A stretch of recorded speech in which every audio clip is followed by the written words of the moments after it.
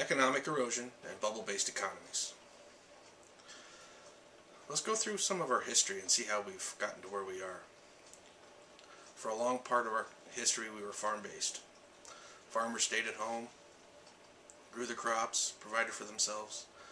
Around about the 1940s, we got into sort of a war-based economy. Yeah, we still had a lot of agricultural culture. However, people moved into work in the factories. Next came the 50s. We had two working incomes. We were luxury-based. All the bells and whistles. That sort of continues on to today. The next thing that occurred was the dot-com. We had a huge influx of technology in the last century. And what happened is, we discovered a whole new business model.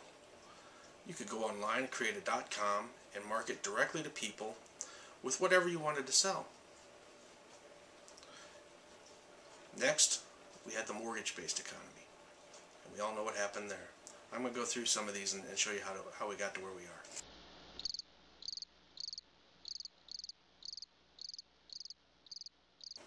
Farm-based.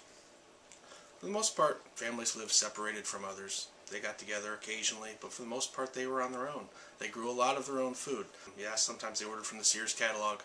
They had a lot of family values built because they were together a lot. Dad were both home. Yeah, Dad was out in the field. Sometimes the kids were out there too. Mom was working with the kids with education, so was Dad.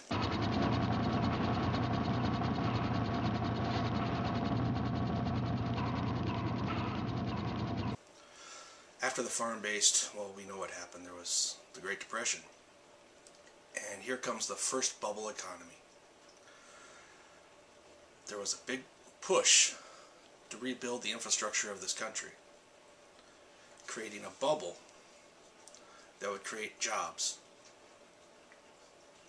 Now, what happens when the infrastructure is built? Maintaining it does not take as much as building it to begin with. So the bubble collapses. And they were right back to where, boom, World War II happens. This saved us. Manufacturing jobs spurred out of control. The country was behind our forces fighting overseas. They sacrificed food, and remember the stamps? You could get certain foods on certain days. You probably don't remember. Most of that generation's gone. I don't remember, but I've read the books. So we have this war-based economy. People are moving from the farms into the cities to work in the factories. After this, we have two worker incomes when the boys come home. These economies during the war were the beginning of our reliance on social structure. We had our construction boom bubble, followed by the war, and as we moved into the cities, we had to start relying more on other people to teach our children, other people to grow our food. We no longer were self-reliant. We had to rely more and more on the government. And this builds, and this builds, and this builds until we get to where we are today, where we believe that the government must provide for us. Well, they do. They need to provide our protection. But do you really want to trust them with everything else? Why are you standing in the streets today? Because you don't trust them.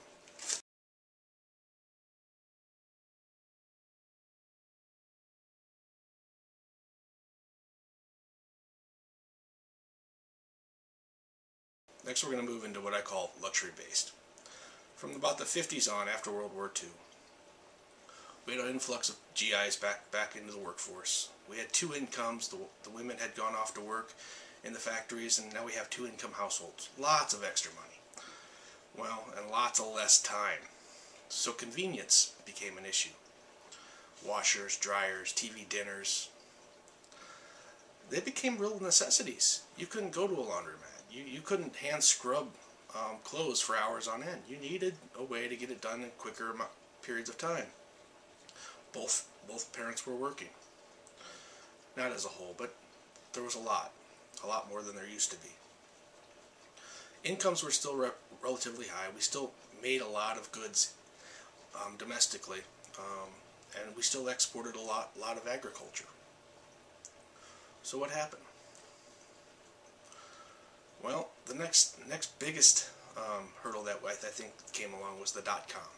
All this technology, all this instant, I can get anything I want now. Remember the convenience from the 50s. That hasn't completely gone away. The idea is still there. So we had a bunch of small startups, but they were not resistant to trends like farms were. Farms, well, cotton's not valued very highly. There isn't a lot of demand for cotton. Switch to corn, switch to soybeans, switch to tobacco. They were very fluid, and they didn't have to change much. .coms were very specified. They were directed at one or two or a handful of specific things that they were doing. They didn't last long.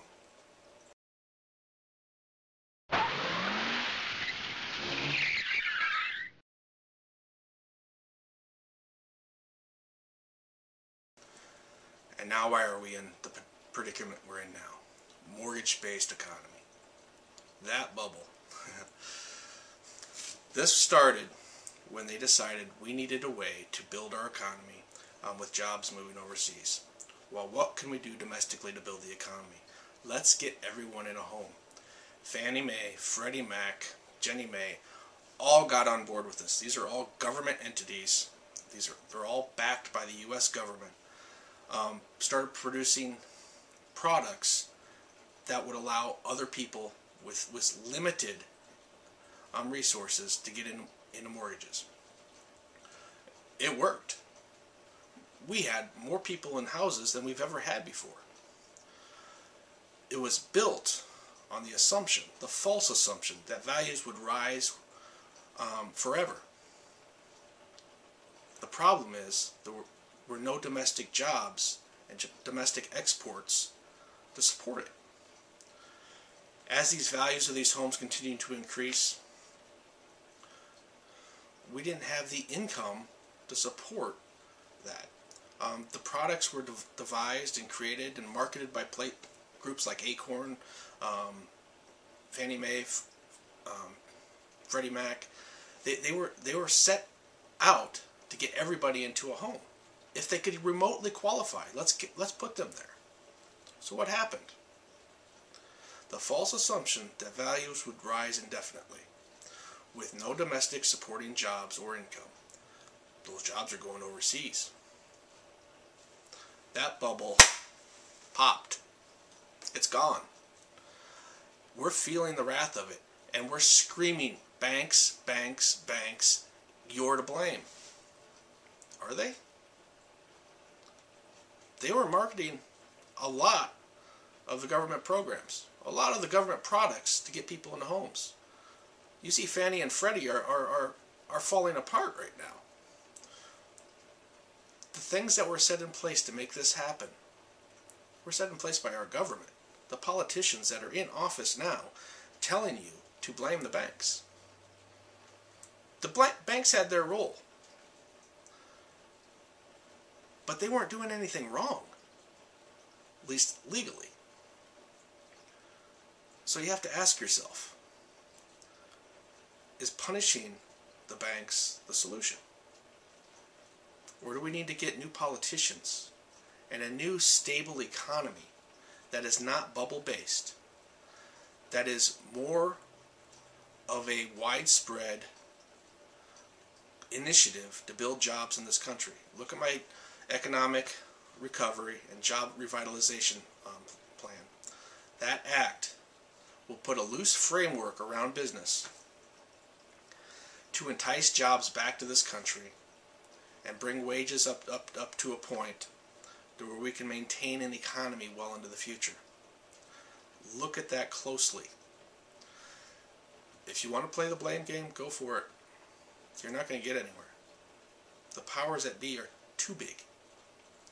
We need to get elected people who will pass plans that will not try and control every part of business, but maybe set a framework and a landscape for them to profit in